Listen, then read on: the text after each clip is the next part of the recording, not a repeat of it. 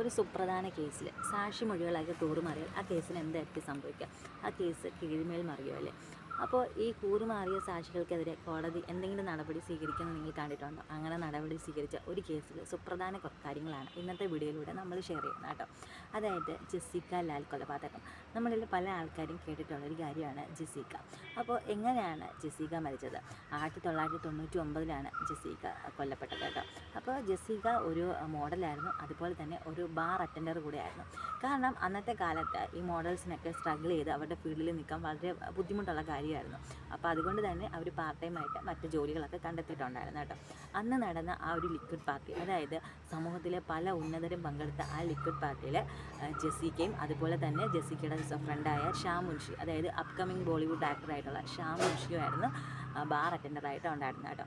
അങ്ങനെ ആ പാർട്ടിയിലേക്ക് കടന്നു വരുന്ന ഒരു യുവാവാണ് മനു യാദവ്. മനു യാദവ് എന്ന് പറഞ്ഞാൽ ഒരു വലിയ പൊളിറ്റീഷ്യൻ്റെ മകനാണ്. അതുപോലെ തന്നെ പൊളിറ്റീഷ്യൻ എന്ന് പറഞ്ഞാൽ ഒരു കേന്ദ്രമന്ത്രിയുടെ മകനായിരുന്നു കേട്ടോ. അതുപോലെ തന്നെ അതിസമ്പന്നതയിൽ ജീവിക്കുന്ന ഒരു വ്യക്തിയായിരുന്നു മനു യാദവ്. അതുകൊണ്ട് തന്നെ പുള്ളിക്ക് പണമുള്ളത് കൊണ്ട് തന്നെ പണവും പവറും ഉള്ളത് കൊണ്ട് തന്നെ പുള്ളിക്ക് ആരെയും പേടിയില്ല, ആരെയും ഒരു കൂസലുമില്ല. അങ്ങനെ ഒരു വ്യക്തിയായിരുന്നു. അതുമാത്രമല്ല, കാറുകളോടും തോക്കുകളോടും പുള്ളിക്കൊരു പ്രത്യേക കമ്പമുള്ള ഒരു വ്യക്തിയായിരുന്നു കേട്ടോ. അതുമാത്രമല്ല, മദ്യം അകത്ത് പോയാൽ പുള്ളിയുടെ സ്വഭാവം തന്നെ പെട്ടെന്ന് ഭയങ്കരമായിട്ട് ദേഷ്യം വരുന്ന ഒരു ക്യാരക്ടറായിരുന്നു മനു യാദവ്. അപ്പോൾ മനു യാദവിൻ്റെ കൂടെ തന്നെ അതുപോലെ തന്നെ വളരെ വലിയ സാമ്പത്തിക ഭദ്രതയുള്ള കുറച്ച് സുഹൃത്തുക്കളും ഉണ്ടായിരുന്നു കേട്ടോ. അങ്ങനെ അവർ വന്ന് അവിടുന്ന് മദ്യം കഴിക്കുന്നുണ്ട്. അപ്പോൾ രാത്രി 12 മണിക്കാണ് ബാർ ക്ലോസിങ് ടൈം കേട്ടോ. അങ്ങനെ ബാറിൻ്റെ ക്ലോസിങ് ടൈം കഴിഞ്ഞിട്ടും മനു യാദവ് ചെന്നിട്ട് ജെസ്സിക്കയോട് മദ്യം ചോദിക്കുന്നുണ്ട്. മദ്യമില്ല, ബാർ ക്ലോസ്ഡ് ആണെന്നുള്ള ജെസ്സിക്കയുടെ മറുപടി മനു യാദവിനെ ദേഷ്യം ഉണ്ടാക്കുകയാണ്. അങ്ങനെ ആ ദേഷ്യത്തിൻ്റെ പുറത്ത് മനു യാദവ് ജെസ്സിക്കയുടെ മേൽ തോക്കെടുത്ത് വെടി വെറുക്കുകയാണ്. അങ്ങനെ അതിൽ നിന്നുണ്ടായ ബുള്ളറ്റ് ജെസ്സിക്കയുടെ നെറ്റ് തുളച്ച് പുറത്തേക്ക് പോവുകയാണ്. ജെസ്സിക്ക അവിടെ വെച്ച് തന്നെ മരണപ്പെടുകയാണ്. ആശുപത്രിയിലേക്ക് എത്തിക്കുമ്പോഴേക്കും ജെസ്സിക്ക മരണപ്പെട്ടിരുന്നു. അപ്പോൾ ഈ സമയം കൊണ്ട് തന്നെ മനു യാദവും സുഹൃത്തുക്കളും അവിടെ നിന്ന് രക്ഷപ്പെടുകയാണ്. അവർ പോകുന്ന വഴിക്ക് തന്നെ ആ തോക്കൊക്കെ അവർ അവിടെ നിന്ന് നശിപ്പിക്കുന്നുണ്ട്. കാരണം അത് തെളിവാണല്ലോ. അപ്പോൾ തെളിവിനെ അവർ നശിപ്പിക്കുന്നുണ്ട്. പിന്നെ അങ്ങനെ ഈ മനു യാദവ് ഒളിവിൽ പോവുകയാണ്. മനു യാദവ് സുഹൃത്തുക്കൾ ഒളിവിൽ പോകുന്നുണ്ട്. തൻ്റെ പൊളിറ്റിക്കൽ പവർ കൊണ്ട് മനു യാദവിനെ തൻ്റെ പിതാവ് ഒളിപ്പിക്കുകയാണ്. അങ്ങനെ കുറച്ച് ദിവസങ്ങൾക്ക് ശേഷം ഇനി ഒളിച്ചിരിക്കാൻ സാധിക്കില്ല എന്ന് മനസ്സിലാക്കിയ മനു യാദവ് കോടതിയിൽ കീഴടങ്ങുന്നുണ്ട്. കോടതിയിൽ കീഴടങ്ങിയെങ്കിലും മനു യാദവിന് യാതൊരു കൂസലും ഉണ്ടായിരുന്നില്ല.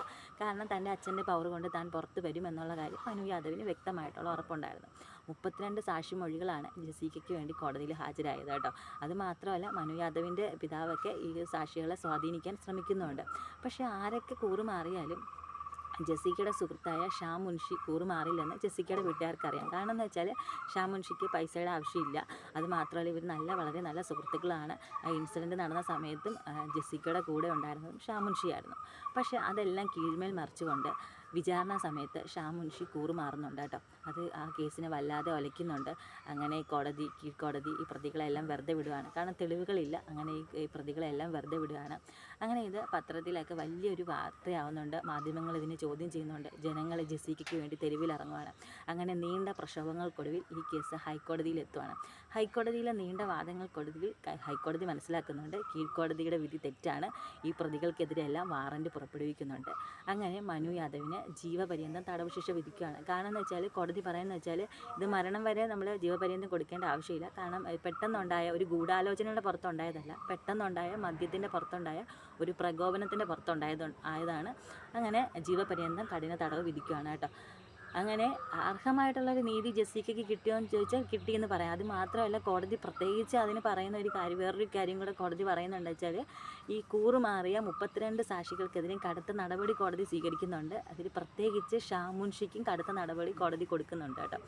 അപ്പോൾ ജെസ്സിക്കയുടെ വീട്ടുകാർ പണത്തിനും ഈ പവറും ഒക്കെ ഈ മനു യാദവിൻ്റെ വീട്ടുകാർക്കുണ്ടായിരുന്നു. അവർ നല്ല പൊളിറ്റിക്കൽ പവറൊക്കെ ഇതിനു വേണ്ടി യൂസ് ചെയ്തു. അത് നമ്മൾ ആ വാർത്ത കൂടുതലായിട്ട് നമുക്ക് സ്റ്റഡി ചെയ്താൽ തന്നെ അതിൽ കുറേ കാര്യങ്ങളൊക്കെ മനസ്സിലാവും. എന്നിട്ട് പോലും ജെസ്സിക്കയുടെ വീട്ടുകാർ നീതിക്ക് വേണ്ടി പോരാടി. സമൂഹം അവൾക്ക് വേണ്ടി പോരാടിയത് കൊണ്ടാണ് അവൾക്ക് അർഹമായിട്ടുള്ളൊരു നീതി കിട്ടിയത്. നമുക്കത് പിന്നീട് മനസ്സിലാവും.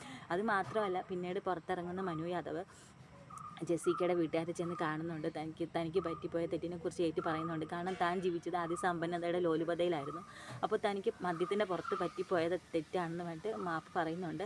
അതുമാത്രമല്ല, തിഹാർ ജയിലിലെ തൻ്റെ ജീവിതം ആ മനു യാദവിന് സഹിക്കാൻ പറ്റിയില്ല. കാരണം എന്ന് വെച്ചാൽ മനു യാദവ് പട്ടുമെത്തയിൽ ജീവിച്ച ഒരു വ്യക്തിക്ക് തിഹാർ ജയിലിലെ ജീവിതം അത്ര സുഖകരമായിരിക്കില്ലല്ലോ. അങ്ങനെ മനു യാദവിൻ്റെ ഒരു ഇൻ്റർവ്യൂവിലൊക്കെ നമുക്കത് കാണാൻ പറ്റും കേട്ടോ. അപ്പോൾ നിങ്ങൾക്ക് എൻ്റെ ചാനൽ ഇഷ്ടപ്പെട്ടാൽ തീർച്ചയായിട്ടും സപ്പോർട്ട് ചെയ്യുക. അപ്പോൾ നമുക്ക് പുതിയ വിശേഷങ്ങളായിട്ട് അടുത്ത വീഡിയോയിൽ വീണ്ടും കാണാം.